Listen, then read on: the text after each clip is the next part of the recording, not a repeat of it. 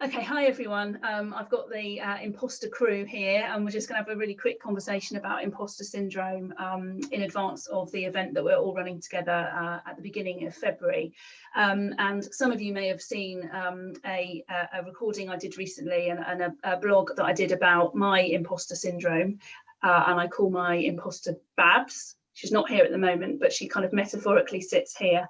And I was talking about the way she talks to me and the fact that she's quite insecure.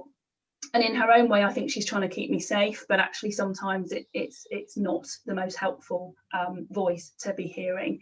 And I just thought we'd maybe have a conversation now, just for a couple of minutes, guys, just about imposter syndrome and about how that might show up for us. So who wants to start? So I'll go first. So imposter syndrome for me looks like that voice that kicks in every now and again saying, who are you to be doing this and what right have you got to do it? So one of the things that I personally struggle with, relatively speaking, within this space, I am fairly young.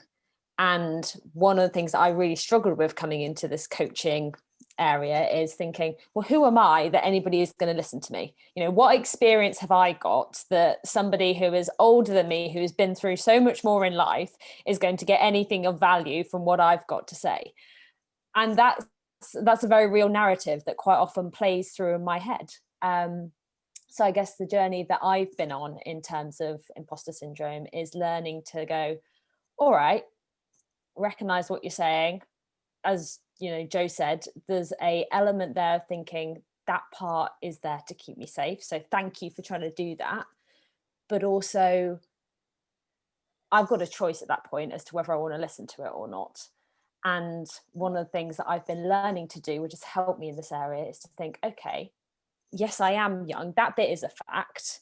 The narrative that comes off that, well, that's my choice as to what I'm going to listen to. And actually the narrative that I might want to play instead is, well, yeah, you are young, but that means that you're bringing various other things with you that other people might not. So my career to date has still been very varied, kind of having worked in corporate and then worked in a startup and now coming into this. And actually I appeal to a very different audience to what a lot of people in this area are appealing to.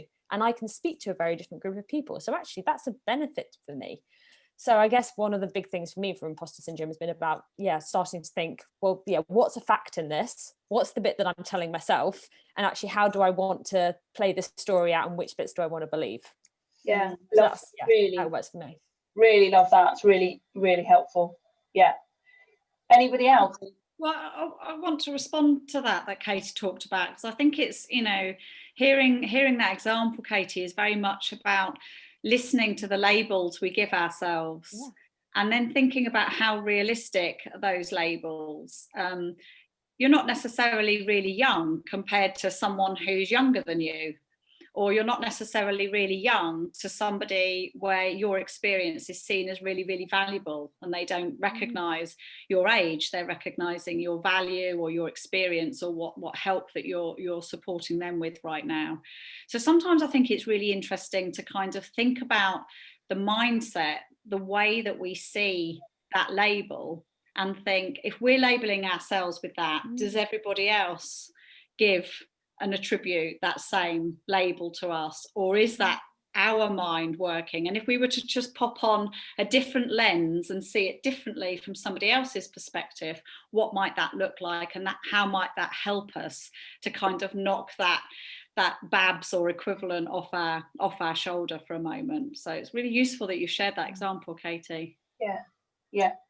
One of the things that we've talked about before is how prevalent imposter syndrome or those doubts and fears are, even in people that we're used to seeing and appear to be really confident and have incredibly sort of successful careers by any metrics, that then say, well, they regularly experience self-doubt. So, Tom Hanks has talked about how he feels that he's going to get uncovered and people are going to realise that he's been a fraud all this time.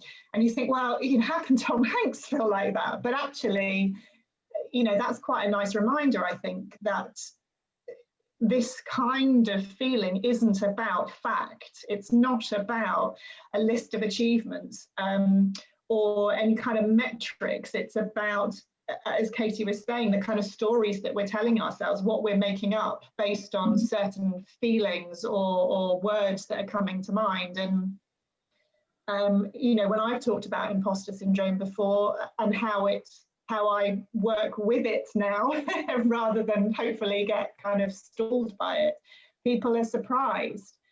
But that surprise, it's almost like you're not expected to talk about it because you're in a space where you're talking about it with other people and supporting other people through. But it's a reality that we have these things that we can blow up out of all proportion. And Claudia Winkleman actually said something really recently in launching her new book about imposter syndrome, saying, I think she said, like a little bit of imposter syndrome is really helpful. She said, imagining the worst case scenario, imagining it's all going to go wrong. She said, you know, that nerves and that low level worry is really important because it makes you better at your job. And I think the key bit there is the low level stuff. You know, it's kind of recognizing that a bit of doubt, a bit of nerves, a bit of questioning our approach, if we know how to work with it, can make us, you know, as Katie said, choose the story that she wants to tell. Or in my case, it makes me prepare differently for situations. You know, so my words that come in are kind of, I'm lazy, I'm naive.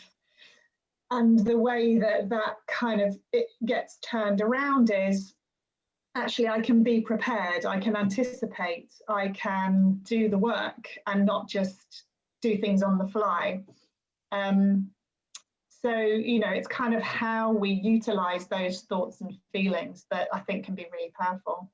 Isn't it interesting that, sorry, I was just going to say, isn't it interesting that often people, thank you for sharing those words.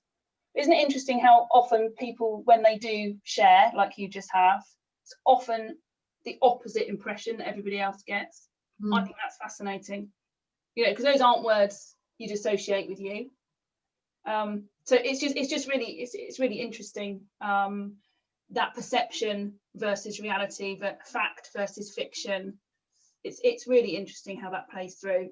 And Jo, I know you get all of that because, you know, that's kind of your space. You know, actually what's going on for us is quite interesting. Yeah, I mean, I think I think it's really interesting because for so long it's not been talked about. It's been the thing that we keep behind the closed door. It's not the thing that we share with other people, that level of anxiety. And I think now, as mental health is more easy to talk about for some people, and it's certainly on the agenda, which is really important. You know, the first phase of managing our imposter syndrome is acknowledging it, is recognizing that it's actually there. And when we can talk out loud about it, or dare I even say, without being too mad, you know, talk to it and kind of go, hello there, but, you know, would you like to go somewhere else right now? Because sitting on my shoulder is not very helpful. Then that's where we can really start to tackle imposter syndrome. Having these conversations, acknowledging it. People like Tom Hanks, Fern Cotton is another one for me, who kind of talks a lot about this space, acknowledges and is starting to really understand her levels of anxiety and normalize it. You know, these are normal feelings. And Stephanie, like you say, you know, our optimal level of performance is with a little bit of stress and anxiety. You know, and it gives us that little bit of adrenaline and it gets our brain working in a certain way, which enables us to perform optimally. You know, if we don't have that, then we're in that kind of space of kind of boredom, can't be bothered, not quite putting in all of our efforts.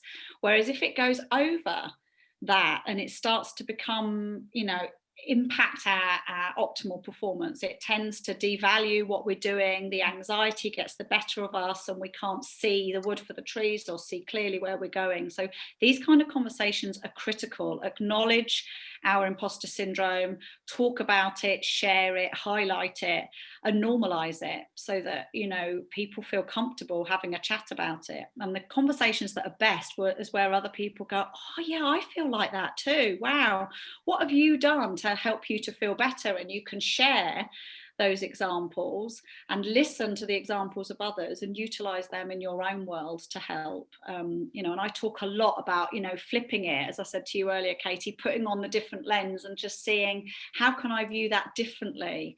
If I was in their shoes, how might I view myself? There's some really good tactics. I'm looking forward to getting into the real nitty-gritty of some of these tactics in our session together. Yeah, brilliant. Well, and if I could, yeah, go on. I was just going to add on to what Jo said about acknowledging it. Absolutely right, it is the first step in doing it, but don't underestimate how brave you need to be to do that bit, because that bit takes courage, because Absolutely. so often it can be so easy for us to just bury our heads in the sand, because admitting something makes it real and therefore makes it even scarier. But as you know, Jo said, once you have admitted that and you know you're open with yourself, we get the control to start being able to do something about it, and all the freedom that comes with, you know, having acknowledged something and being able to start making different decisions. So it's a scary thing to do, but you know, once you can admit it, and as Jo says, everybody starts having those conversations and going, oh, I feel like that too. It's a really you feel it in your body, actually, the relief that comes with that when you've open with it.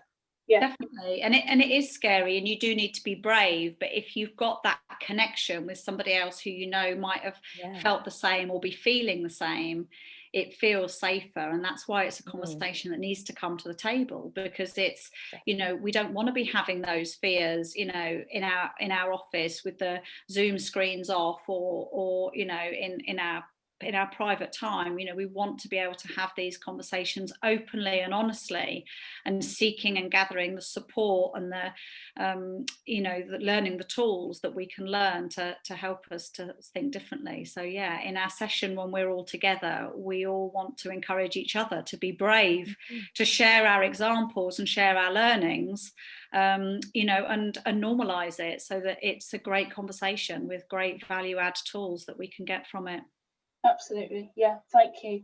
Well, I hope that's given you just a small taste, and some even just there some sort of context and some tips and tools that you might be able to kind of take away with you. And the 4th of February is the next date for our session. Really keen to pick up with you if that's of interest. I think you can already see what a wonderful bunch of ladies this is. So thanks for your time today, everyone, and see you very soon, I hope.